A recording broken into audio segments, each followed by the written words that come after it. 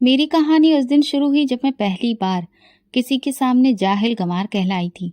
मेरा भाई पढ़ा लिखा है, तुम्हारे जैसी ऐसी जाहिल गंवार लड़की से वो शादी नहीं करेगा। ये बात मेरे कानों में गूंजी तो लगा जैसे किसी ने मेरे वजूद पर जोरदार थप्पड़ मारा हो। मेरी चचेरी भाभी ठीक सामने खड़ी थी, हाथ में दुपट्टा सख्ती से लपेटे हुए, माथे पर गुरूर और जुबान में जहर, चेहरे पर वही तेवर जैसे एहसान करने आई हूँ। मेरे पापा खामोश खड़े थे। उनकी आंखों में वो सवाल थे जो शायद कभी शब्द ना बन सके। वो सबके सामने झुके हुए हाथ जोड़े खड़े थे। देखो, रिश्ता भले ही तोड़ दो, लेकिन हमारी इज्जत को इस तरह तबाह मत करो। भाभी हंसने लगी, जैसे पापा के शब्द किसी पत्थर से टकराए और लौट आए। गरीबों की इज्जत, ये भी कोई चीज होती है? उनका भाई उमेश, जिससे मेरा रिश्ता तय हुआ था, नजरें चुराकर एक तरफ खड़ा था, जैसे मुझे जानता ही ना हो। ये वही उमेश था जो चुपचाप मुझसे बातें करता था, मुझे किताबें लाकर देता था और वादे करता था कि वो हमेशा मेरा साथ देगा। भाभी के इनकार के बाद घर में खामोशी पसर गई थी, मगर मेरे अंदर एक जंग शुरू हो चुकी थी।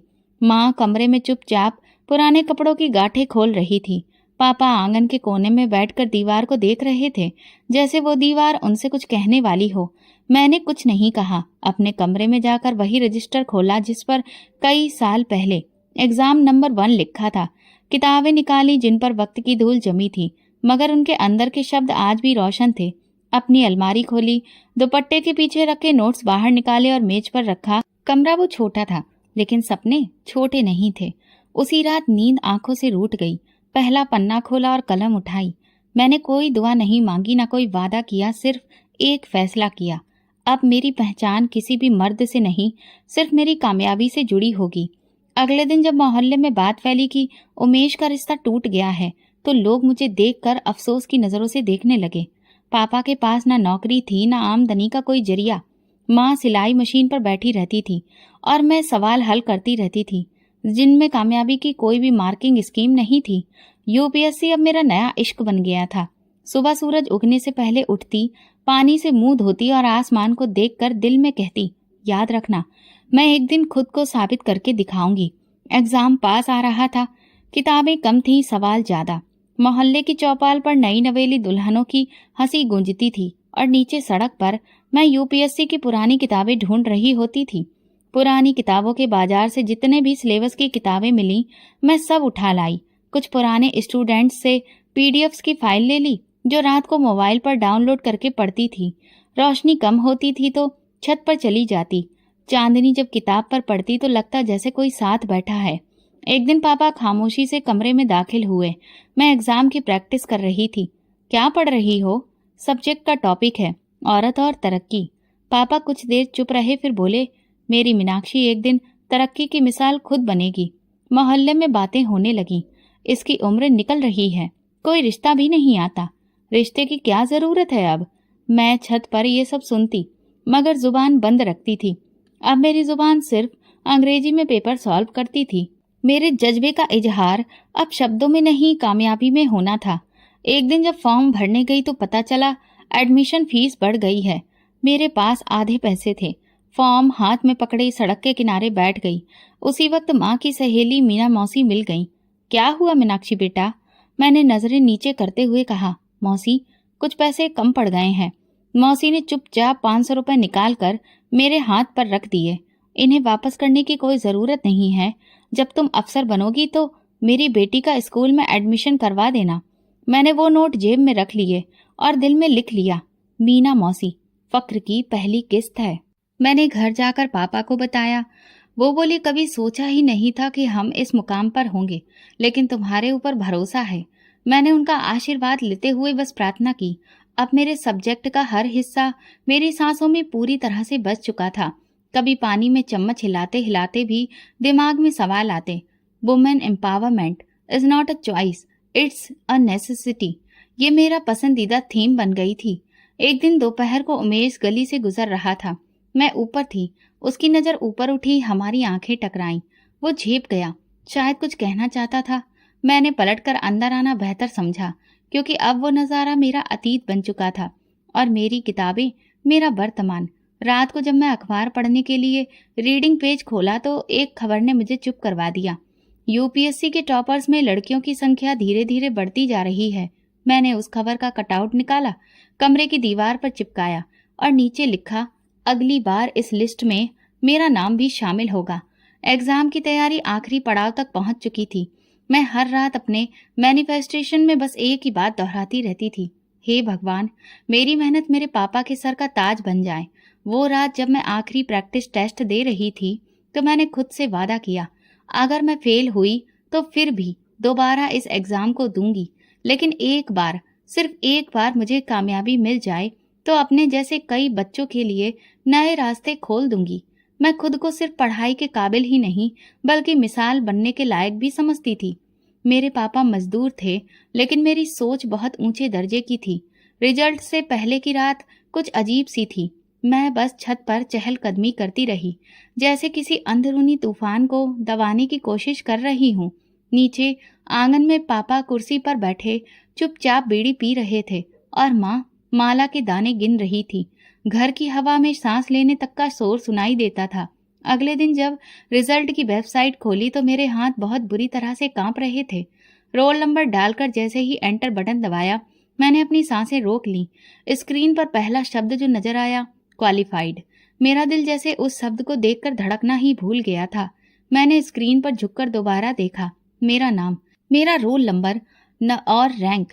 मेरी आंखें आंसुओं से छलक गईं, लेकिन जो पहली आवाज मेरे मुंह से निकली वो थी माँ। माँ, जल्दी से कमरे में आओ। वो तुरंत भागती हुई आई। उनकी आंखों में सवाल थे। क्या हुआ बेटी? माँ, मैं अफसर बन गई हूँ। माँ तुरंत भगवान के आगे हाथ जोड़कर बैठ गई और फिर उन्होंने मेरे सर पर हाथ फेरा। उनकी आवाज भर आई थी, मेरी बेटी। मेरा मान सम्मान। पापा भी अंदर आए। मेरी तरफ उनकी नजरें पड़ी। वो लगातार मेरे चेहरे की चमक और माथे को देख रहे थे, जैसे वहां पर कोई ताज देख रहे हो। तुमने मेरा नाम रोशन कर दिया मीनाक्षी। अब मैं जब भी मरूंगा तो सीना तान कर मरूंगा। उस दिन घर में सिर्फ खुशी नहीं, शुक्र का माहौल था। मोहल्ले की औरतें एक एक करके बधाई देने आईं। वही औरतें जो पहले तानाकसी करती थी अब कह रही थी, बेटी हो तो मीनाक्षी जैसी।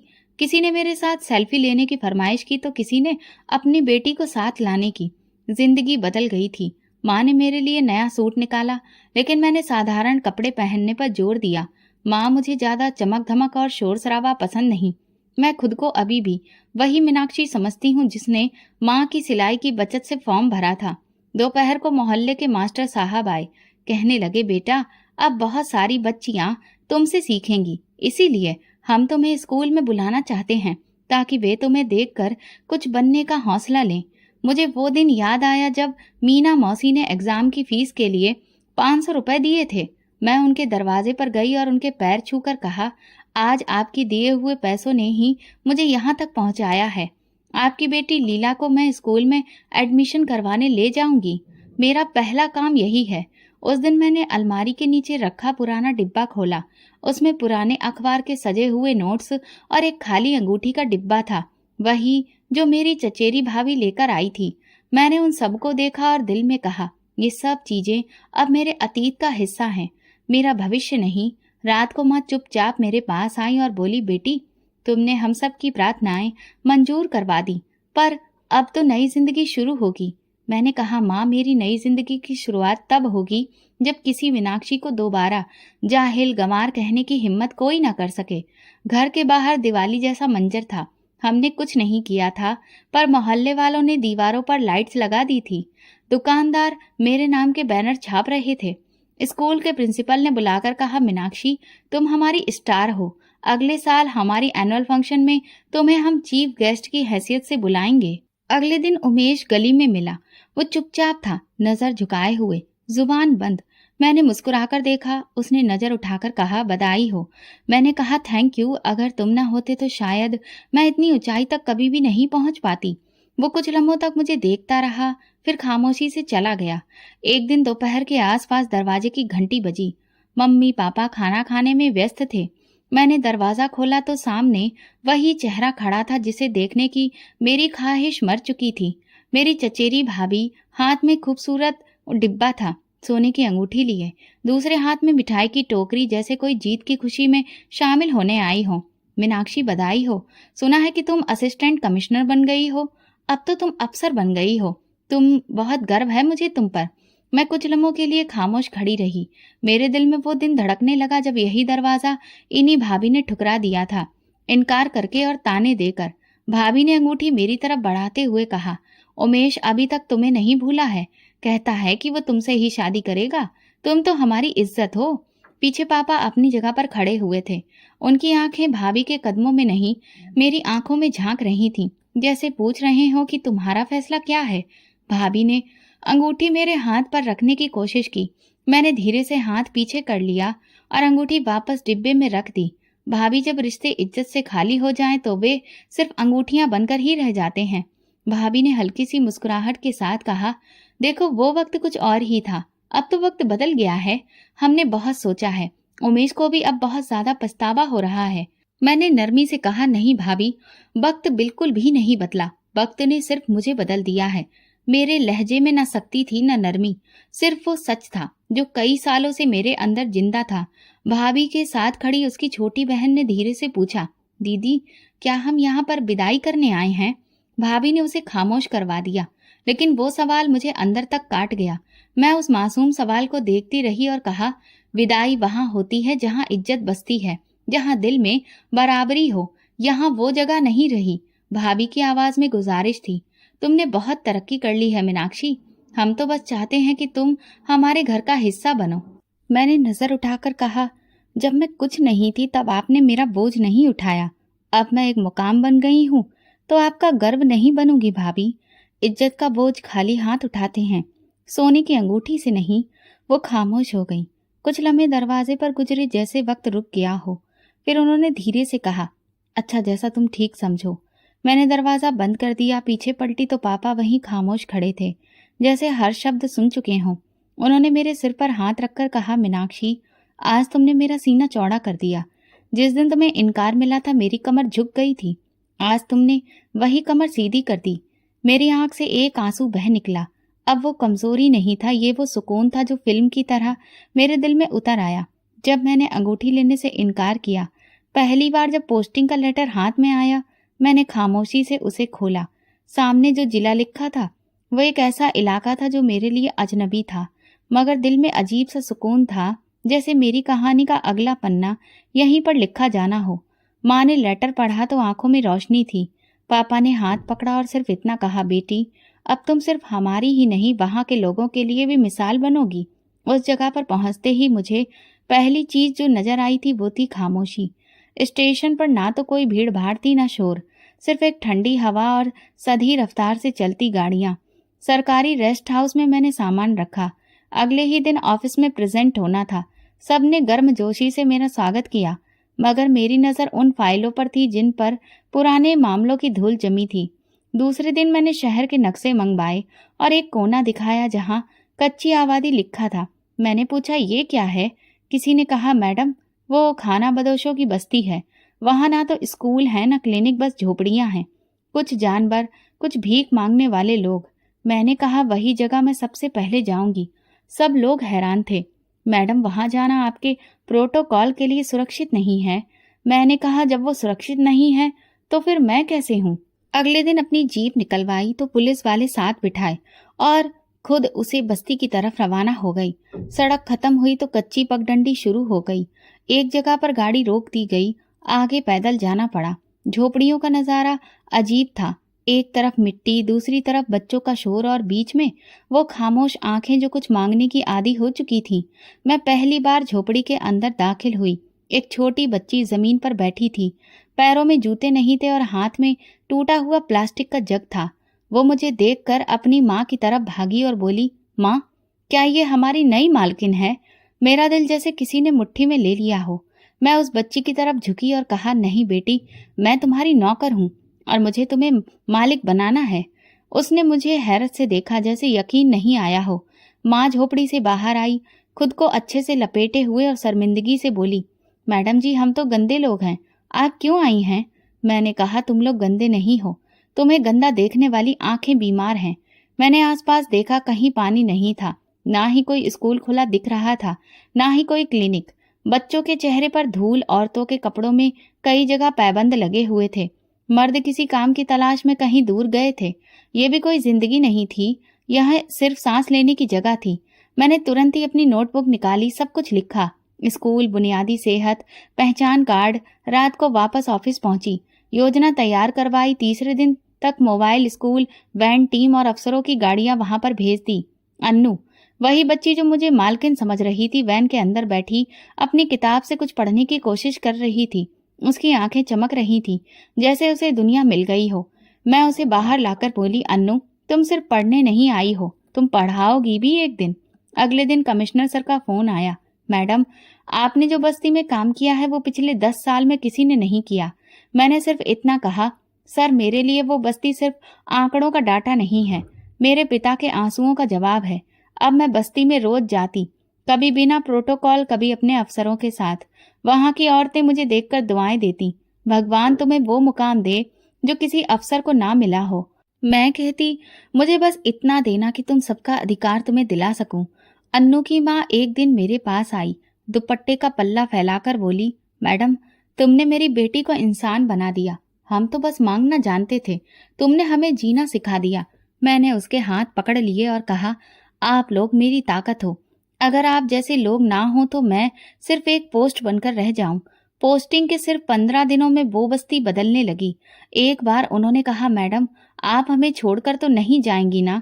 मैंने कहा, नहीं अन्नू, जब तक तुम पढ़ लिख नहीं जाती मैं यहीं हूँ। मेरा ऑफिस अब उन फाइलों से नहीं, उम्मीदों से भरा था। ये पहला मैदान था और मैंने खुद को साबित करना शुरू कर दिया था। अन्नू ने मेरी जिंदगी का वो दरवाजा खोला जो शायद मैं खुद पर भी बंद कर चुकी थी। वो सिर्फ एक खानाबदोश बच्ची नहीं थी, वो एक रोशनी थी, उस तबके की जो हमेशा दरवाजे के बाहर खड़ा रह गया था। जिस दिन वो झोपड़ी से बाहर निकलकर मेरे पास आई और पूछा, माँ, क्या ये हमारी मालकिन है? तब मेरे अंदर कुछ बदल गया था। अन्नू ने मेरी उंगली पकड़ी। मैंने दिल में फैसला किया कि ये बच्ची मेरा पहला मकसद है। ऑफिस वापस जाकर मैं खुद स्कूल वालों से मिली। प्रिंसिपल से कहा, ये बच्ची बस्ती की रहने वाली है। मैडम, ये लड़की गंदे कपड़ों में है, ना कोई पहचान कार्ड है, ना दस्तावेज।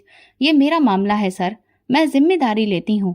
मैं अन्नू के लिए नया यूनिफॉर्म लेने वहां बाजार में गई, खुद सारे कागजों पर साइन किए और अन्नू के हाथ में पहली बार कलम दी। वो चुपचाप मेरे चेहरे को देखती रही, आश्चर्य से पूछने लगी, क्या मैं वाकई में पढ़ सकती हूँ? मैंने उसके सिर पर हाथ रखकर कहा, अन्नू, तुम मेरी अपनी स्टूडेंट हो, तुम्हें वो सब मिलेगा जो मेरी आंखों ने बरसों पहले देखा था। अन्नू की माँ जब स्कूल पहुंची तो दरवाजे पर रुक गई। उसने जब अन्नू को ड्रेस में देखा तो सीधा आंखों में डर के साथ देखने लगी। मैडम, हमें तो कभी स्कूल के दरवाजे के पास भी खड़ा नहीं होने दिया गया। मैंने हाथ पकड़कर कहा, आज तुम इस दरवाजे से इज्जत लेकर निकलोगी, ये वादा है। अन्नू पहली बार स्कूल के अंदर गई और वो दरवाजा सिर्फ उसके लिए नहीं, पूरे कबीले के लिए खोला गया।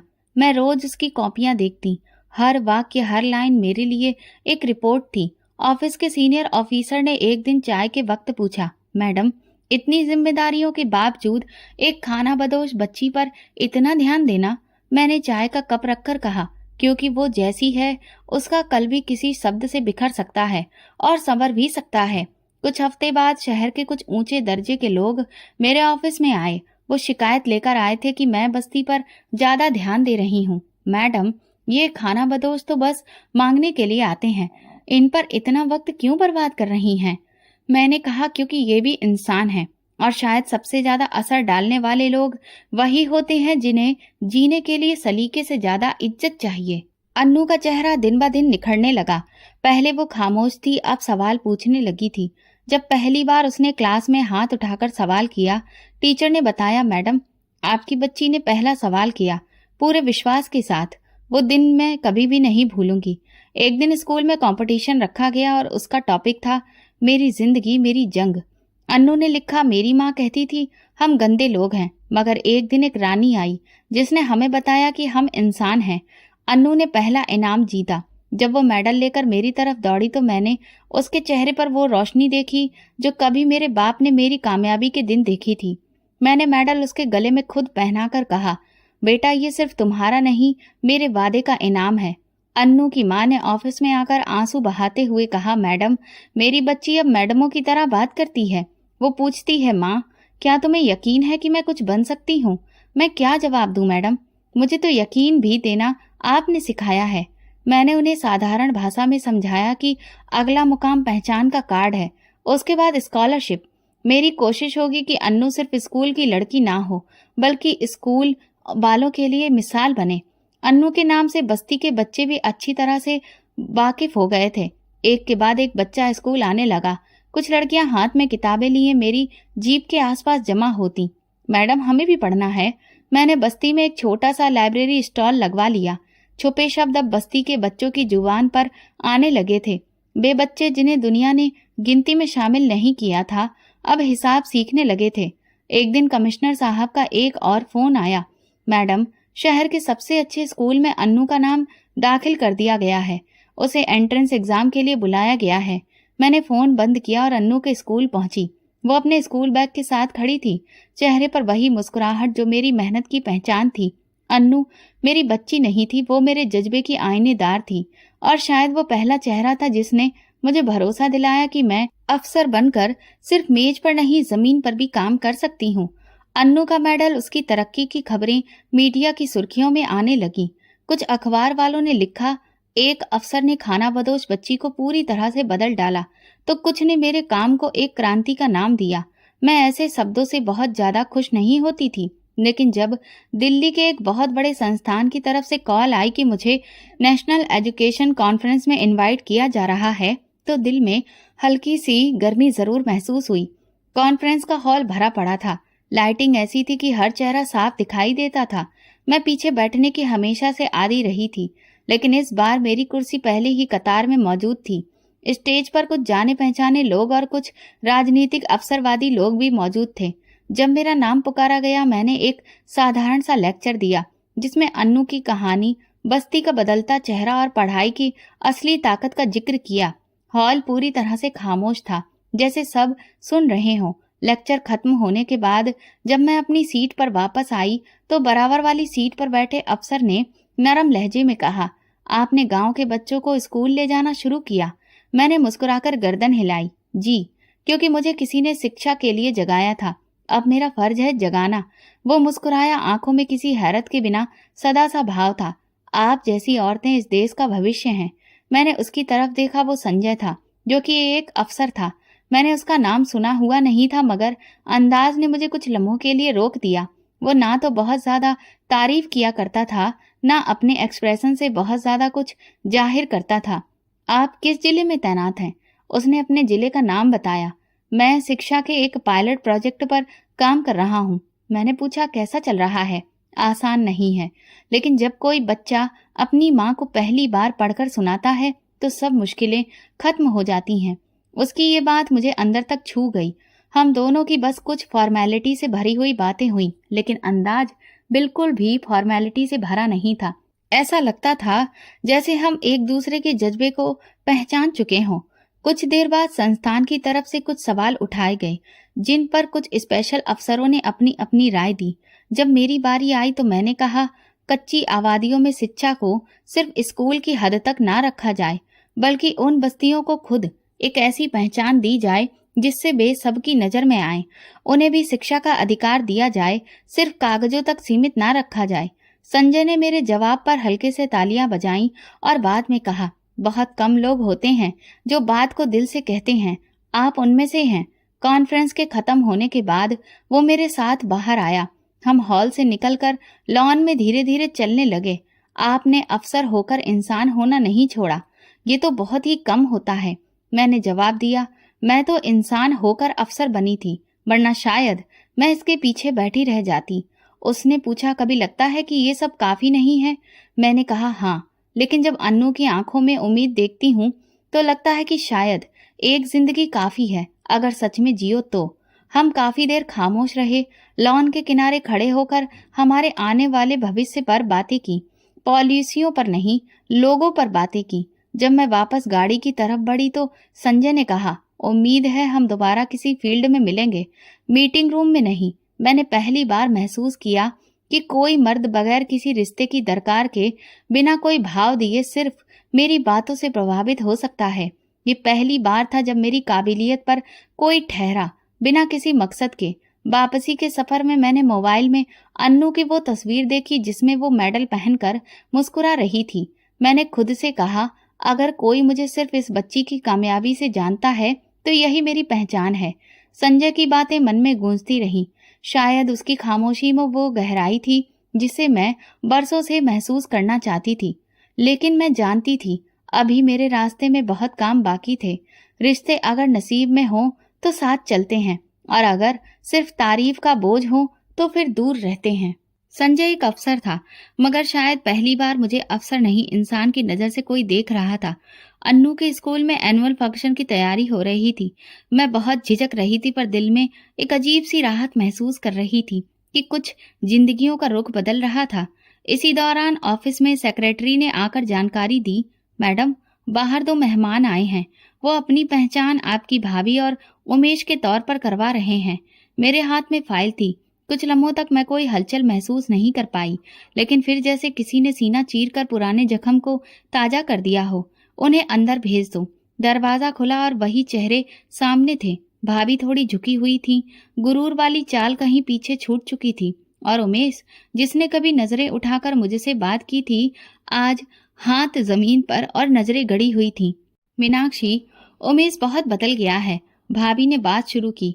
जब तुम अफसर बनी तो इसका गुरूर टूट गया। अब वो तुम्हें चाहता है, इज्जत देता है और मानता है कि तुम जैसी लड़की से बेहतर कोई नहीं हो सकती। मैं खामोशी से बैठी सुनती रही।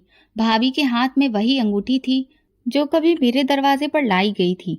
यही है वो जो हम दोबारा लाए हैं, लेकिन इस बार नियत और नजर दोनों बदल चुकी है। मैंने उनकी तरफ नहीं देखा, सीधा मेज पर नजरें जमाई, फिर धीरे से सर उठाया और भाभी की आंखों में आंखें डालकर कहा, आप मेरे पिता के सामने हाथ जोड़ने को तैयार नहीं थी।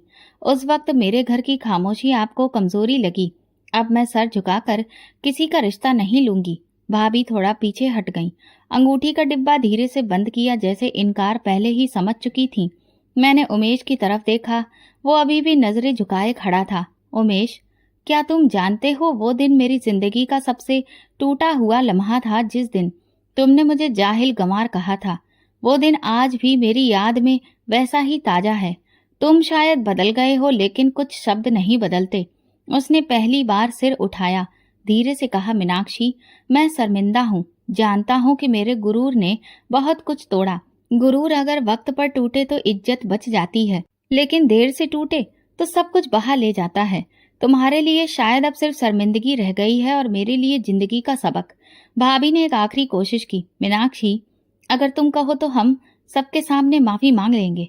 तुम बस हाँ कर दो, हमारी इज्जत बची रह जाएगी।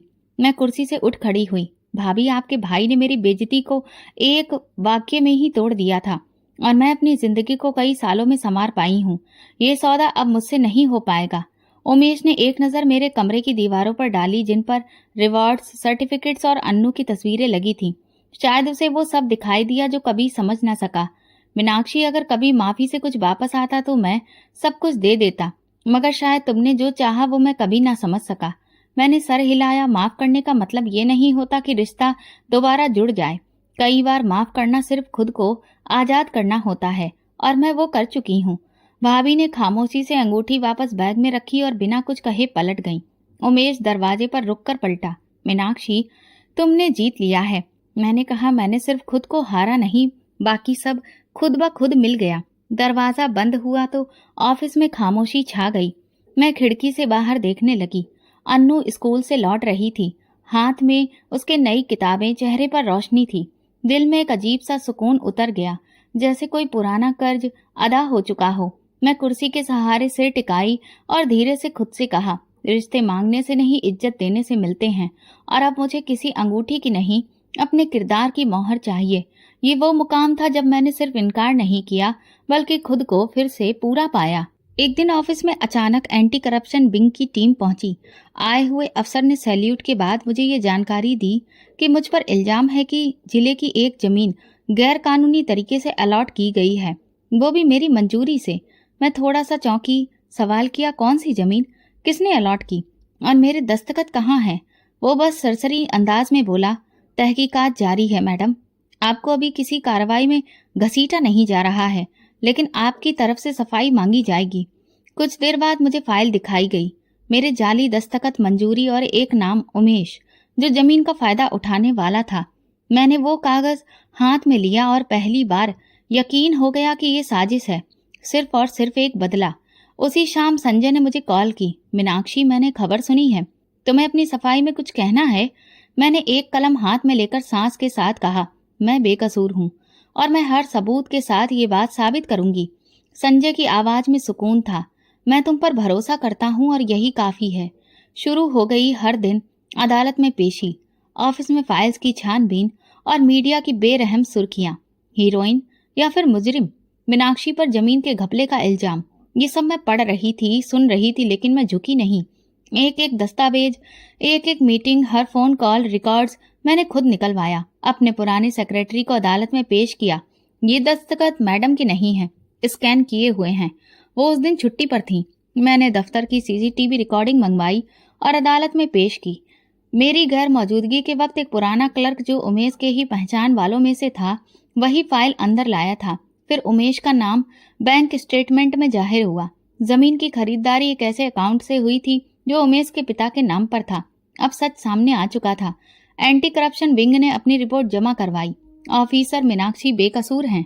उमेश ने अपनी पर्सनल दुश्मनी में झूठे केस तैयार करके जाली दस्तावेजों और फर्जी दस्तखतों से ये सब करवाया। उमेश को तुरंत ही उसके पद से हटाया गया।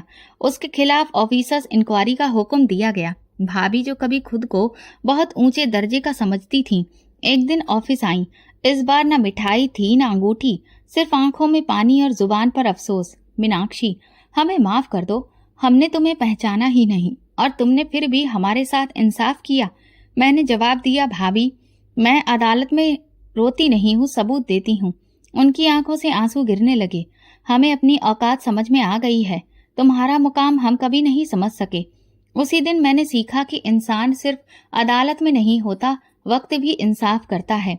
संजय ने व्हाट्सएप पर एक मैसेज भेजा, तुम्हारी ये जीत सिर्फ तुम्हारी नहीं, उन सब लड़कियों की है जो कभी झूठी कही गईं। तुमने साबित कर दिया कि सच बोलने से नहीं, जीने से साबित होता है। मैंने जवाब दिया, ये सच मैंने अपने पिता के आंसुओं से लिखा था, जो अब मुझे छोड़कर इस दुनिया से हमेशा के लिए जा चुके हैं। और वो जवाब झूठ नहीं हो सकता था। अगले दिन ऑफिस आई तो सारा स्टाफ तालियां बजा रहा था। मैडम, हमें आप पर गर्व है। मैं मुस्कुराई और कहा, अब सब लोग काम पर अपने वापस लग जाओ। अन्नू की स्कॉलरशिप की फाइल पूरी करनी है। इंसाफ मिल गया था, मगर वो वक्त जो कट गया था, वो पल जो शक में गुजरे, वो सब मेरी हड्डियों तक उतर गए थे। लेकिन एक अफसर की असली ताकत उसकी सच्चाई नहीं, उसकी हिम्मत होती है, और मैंने वो हौसला अपने खून में उतार लिया था। जमीन पर बैठने का अंदाज वही था, बस अब कंधों पर अफसर के सितारे थे। दिल में सुकून का एक नया दरिया था। घर आकर मैं अपने पिता की तस्वीर के सामने बैठी, जिन्होंने मेरी खामोशी के दिनों में मुझ पर यकीन रखा था, जिनसे उस दिन सबके सामने उनका सिर झुका दिया गया था जब मुझे बेइज्जती का सामना करना पड़ा था। पापा के चेहरे पर जो हल्की सी मुस्कुराहट थी, उसे देखकर ऐसा लगता था कि उन्हें मुझ पर गर्व है और भरोसा भी। मेरे हाथ में मिठाई का एक छोटा सा डिब्बा था, जैसे किसी कामयाबी की खुशी में बांटा जाता है, मगर इस बार ये किसी दफ्तर या प्रोग्राम के लिए नहीं था, ये पापा के लिए था। मैंने उनकी तस्वीर के सामने बैठकर धीरे से वो डिब्बा रखा, जैसे कोई तोहफा, फिर हाथ जोड़कर प्रार्थना की और कुछ देर बाद धीरे धीरे बोलने लगी, जैसे पापा सब कुछ सुन रहे हों। पापा, वो भाभी दोबारा आई थी, उमेश को साथ लेकर। कह रही थी अब वो बदल गया है, अंगूठी भी लाई थी। मैंने पापा के चेहरे पर नजर टिकाई, लेकिन मैंने इनकार कर दिया।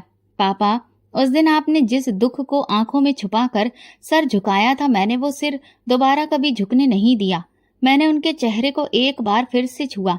थोड़ी देर उंगलियां उनकी तस्वीर पर फेरती रही, जैसे कि वो भी जवाब देंगे, और मैं उनका जवाब सुनने की कोशिश कर रही थी।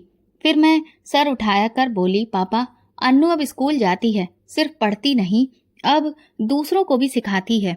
वो कहती है, मैडम, मैं भी एक दिन अफसर बनूंगी। मैं मुस्कुराई। आपको याद है ना, आप कहा करते थे, बेटी को पढ़ाओ, क्योंकि बेटी जब संभालती है तो कई नस्लें संभालती है। पापा, अन्नू भी संभाल रही है और मैं भी। कमरे में हल्की सी हवा का झोंका आया और एक अजीब सी खुशबू ने माहौल को घेर लिया। मैंने आंखें बंद कर ली, जैसे वो खुशबू मेरे अंदर उतर रही हो। जैसे पापा का जवाब आ रहा हो, खामोशी में लिपटा हुआ। पापा, मैं आपकी वही मीनाक्षी हूँ जो कभी आपके पीछे खड़ी होकर चुपचाप भाभी की बातें सुना करती थी। आज मैं लोगों के सामने बोलती हूँ, फाइलों पर दस्तखत करती हूँ, फैसले देती हूँ, मगर आज भी दिल वही है, वही पुराना सा दिल जो सिर्फ आपकी दुआओं से चलता है। जब मुझ पर इल्जाम लगा था, सबने आंखें फेर लीं, लेकिन एक शख्स था जो खामोशी से मेरे साथ खड़ा रहा, संजय। उसने मुझसे कुछ नहीं मांगा, सिर्फ यकीन दिया। शायद इसलिए कि वो जानता है कुछ लोग साथ निभाने के लिए होते हैं, दावे करने के लिए नहीं। मैंने हाथ उठाकर आसमान की तरफ देखा। सूरज धीरे धीरे ढल रहा था। मैंने कहा, पापा, अगर आपको फक्र था ना मुझ पर, तो जान लीजिए आज भी मैं वही मीनाक्षी हूँ जो उस दिन आपके कदमों में खड़ी थी। बस आज वो जमीन मजबूत है, क्योंकि आपकी दुआ उन कदमों के नीचे मजबूती दे रही है। ऐसा लग रहा था जैसे पापा ने सर हिलाकर कहा हो, हाँ बेटी, तुमने हमें सुकून दिया है, इज्जत दी है। थोड़ी देर बाद अन्नू का फोन आया। मैडम, आज स्कूल में सबके सामने आपकी कहानी सुनाई। सबने कहा मैं आप जैसी बन सकती हूँ। मैंने हंसते हुए जवाब दिया, अन्नू, तुम पहले से मुझसे बेहतर हो, बस अपनी सच्चाई पर कभी भी समझौता मत करना।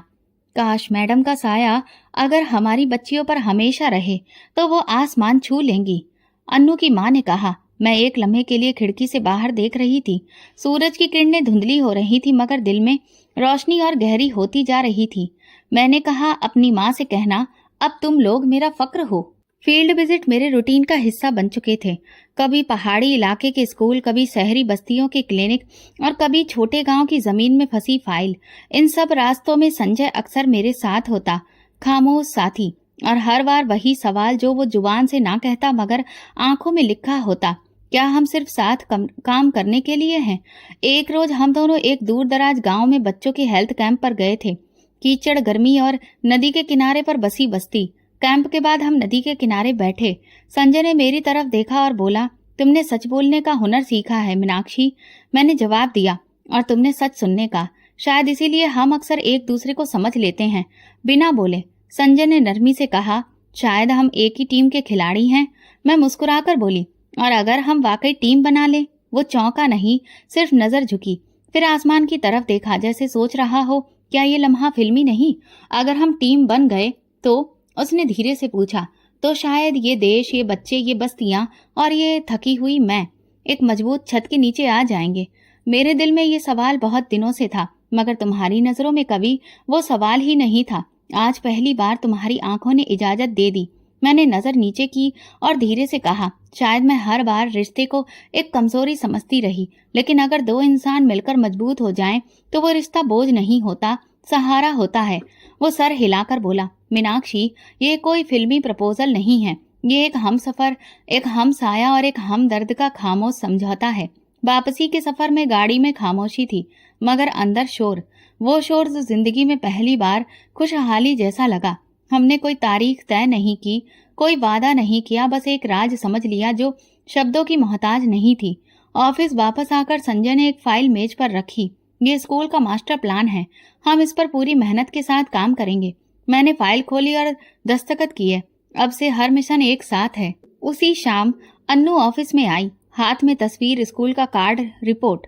मैडम, मेरे नंबर सबसे ज्यादा आए हैं। मैंने उसे गले लगाकर कहा, अब तुम सिर्फ मेरी स्टूडेंट नहीं, तुम मेरी उम्मीद हो। संजय ने उसे देखा और कहा, यही है असली कामयाबी। लोग कहते हैं कि देश बदलने का सपना देखना पागलपन है, लेकिन तुम दोनों ने वो पागलपन सच कर दिखाया। मैं फाइल हाथ में लेकर सर झुकाकर काम करते हुए बोली, और अब ये पागलपन हमारा मिशन है। संजय ने मेरे लिए चाय बनाई, मेज पर रखी और कहा, जिंदगी में कभी किसी औरत को इतना खुददार, इतनी इज्जतदार नहीं देखा। तुमने मुझे सिखाया है कि इज्जत सिर्फ नाम से नहीं मिलती, कमाई जाती है नियत और सच्चाई से। मैंने चाय का कप लिया और धीरे से कहा, शायद इसीलिए तुम मुझे पसंद आए, क्योंकि तुमने कभी मुझ पर अधिकार जताने की कोशिश नहीं की, सिर्फ मेरा साथ दिया। उसी दिन ऑफिस आम वक्त से देर से बंद हुआ। सब लोग जा चुके थे, सिर्फ मैं और संजय बचे थे। रोशनी धीमी थी और फिजा में खामोश सुकून था। कोई वादा, न कोई ऐलान, मगर दिल जानता था कि अगला सफर अकेला नहीं होगा। अन्नू ने जाते जाते मुझसे कहा, मैडम, अगर आप दोनों शादी कर लें तो आपकी बेटी को पढ़ाने मैं आ जाऊंगी। हम दोनों हंस पड़े। मैंने कहा, अन्नू तुम हमारे स्कूल की पहली प्रिंसिपल बनोगी। वो हंसते हुए चली गई। मैंने संजय की तरफ देखा तो फिर टीम तैयार है?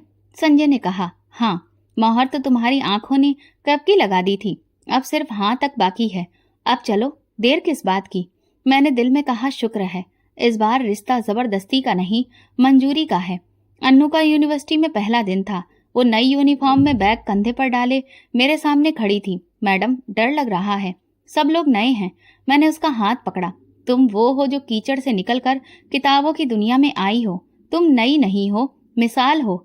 अन्नू ने हल्का सा हंसते हुए कहा, फिर आप भी तो मेरे साथ चलिए। मैं मुस्कुराकर बोली, आज तुम्हें अकेले चलना है ताकि कल किसी और को साथ लेकर चल सको। उसी हफ्ते मेरी जिंदगी का एक और फैसला सामने आया। संजय और मैंने शादी का फैसला किया। साधारण, साफ और शांत कार्यक्रम, ना कोई दहेज, ना कोई गोल्ड का सेट।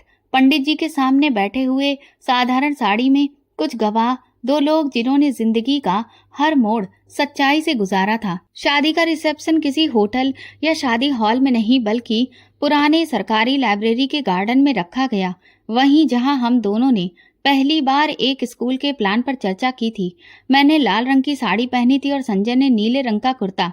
सादगी ही हमारी पहचान बन चुकी थी और हमने वही अपनी पोशाक में भी अपनाया। मेहमान ज्यादा नहीं थे, भाभी नहीं आई और ना ही उमेश, लेकिन वे लोग आए थे जिन्होंने दिल से हमें अपनाया। अन्नू, उसकी माँ और वे सारे बच्चे जो आज मुझे अपना रोल मॉडल मानते थे। शादी के बाद अन्नू की माँ मुझे गले लगाकर रो पड़ी, मैडम, भगवान ने हमें बहुत इज्जत दी। हमने कभी सोचा ही नहीं था कि आप हमारी बेटी बन जाओगी। मैंने उनका हाथ पकड़कर कहा, आप वो पहली औरत थी जिन्होंने मुझे बिना खून के अपना कहा था। आज वही रिश्ता असली है। नए घर का सामान कुछ भी नया नहीं था। हमने पुराने कमरों को साफ किया और उनमें रोशनी डाली जैसे दिल में रोशनी थी। संजय बोला, असली नयापन दिल में होता है, चीजों में नहीं। अन्नू की यूनिवर्सिटी की पहली फीस मैंने संजय से छुपा कर दी, लेकिन जब उसे पता चला तो वो कहने लगा, वो हमारी दोनों की बेटी है, तुम मुझसे क्यों छुपाती हो? मैंने कहा, आदत है सब कुछ खुद करने की। उसने मुस्कुराकर कहा, अब आदतें बांटने का वक्त है। शादी के बाद मैंने अपने पिता के नाम से एक नई स्कीम शुरू की। ये स्कीम उन बच्चियों के लिए थी जो अपनी पढ़ाई अधूरी छोड़ देती थी, सिर्फ इसलिए कि उनके पापा के पास फीस नहीं होती थी। हर कामयाब लड़की का नाम उस लिस्ट में शामिल किया गया जिसे कभी किसी ने रद्द कर दिया था, जैसे मुझे किया गया था। एक दिन अन्नू ने कहा, मैडम, आपने सब कुछ जीत लिया, इंसाफ, मोहब्बत, सब कुछ। मैंने कहा, नहीं अन्नू, सब कुछ नहीं, वो चौंकी। तो क्या बाकी है? मैंने आसमान की ओर देखा। पापा के आंसू। मैं उन्हें लौटा तो पाई हूँ, बस वही काफी है। मैं संजय के साथ पापा के कमरे में गई। उनकी तस्वीर के सामने बैठकर कहा, पापा, मैं वही मीनाक्षी हूँ जिसे आपने कभी किसी के सामने सर झुकाने नहीं दिया। और आज आपकी बेटी एक पत्नी है, एक माँ है, एक टीचर है और आपकी प्रार्थना है। संजय दूरी पर खड़ा रहा। उसने मुझे अकेले में वक्त दिया जैसे हमेशा देता था। कहने लगा, मैंने जिंदगी में कई कहानियां सुनी हैं, लेकिन तुम वो हो जो खुद एक कहानी बन गई। अपने घर जाकर हमने खाने की मेज पर 2 मिट्टी के दिए रखे, एक पापा के नाम पर और एक अन्नू के पिता के नाम पर, जो अब इस दुनिया में नहीं थे मगर अपनी बेटी की रोशनी बन गए। ये कहानी मैं लिख रही हूँ। हर शब्द में, हर सच्चाई में, हर जुमले में सफलता है। ये कहानी किसी दुल्हन की नहीं, एक बेटी की है, एक अफसर की है, एक लड़ने वाली औरत की है जो आज खुद नहीं दूसरों को उठा रही है। और हाँ, मैं वही मीनाक्षी हूँ जिसके बाप ने हाथ जोड़े थे और जिसने उन हाथों की लाज रखी। यही अंजाम है और यही शुरुआत। तो दोस्तों, अगर आपको हमारी कहानी पसंद आई हो तो कमेंट करके जरूर बताएं। वीडियो को लाइक करें और ज्यादा से ज्यादा शेयर करें। अगर आप चैनल पर नए हैं तो सब्सक्राइब जरूर करें और नोटिफिकेशन बेल दबाएं ताकि अगली अपडेट सबसे पहले आपको मिले। धन्यवाद।